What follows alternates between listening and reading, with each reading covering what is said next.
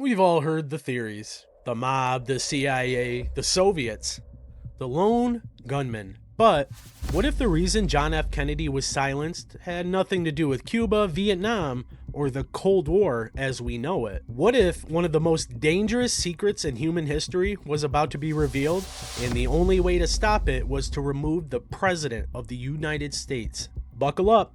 We are looking at the timeline that suggests JFK wasn't unalive for politics, he was unalive for disclosure. So let's look at the calendar.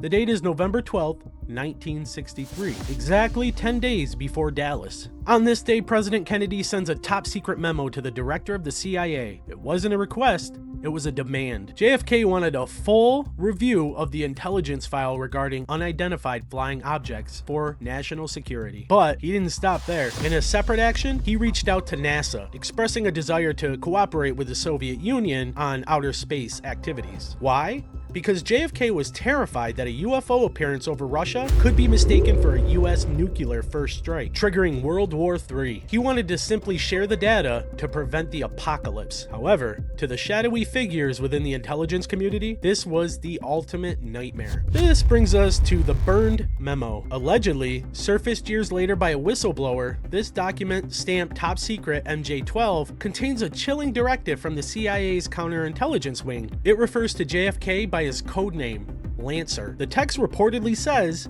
Lancer has made some inquiries regarding our activities, which we cannot allow. It goes on to suggest that if he continues to push, action must be taken. The deadline set for this resolution? October, just 1 month before the assassination. Kennedy wasn't exactly walking into this subject blind. He allegedly had knowledge of the phenomenon dating back to the late 40s. His mentor, Secretary of Defense James Forrestal. Forrestal was a key figure in the alleged recovery of exotic materials in Roswell, and Forrestal wanted to tell the public. What happened to Forrestal? He was committed to a mental ward and fell from a 16th-story window in 1945, with the paperwork stating that it was at his own doing. Many researchers believe that JFK knew Forrestal was silenced and carried that torch all the way to the Oval Office. By 1963, Kennedy was done asking nicely. He was threatening to fracture the secrecy of the group known as Majestic 12. So let's look at the timeline again. November 12th, JFK demands the UFO files. On the same day, on November 12th, JFK also proposes sharing space data with the Soviet Union. And November 22nd in Dallas, JFK was silenced. Was it a coincidence, or was it a termination order executed to keep the world in the dark? And when you look at those documents, the motive becomes terrifyingly clear. The truth didn't go with Kennedy, it just went back underground, and maybe it's time for us to dig it up.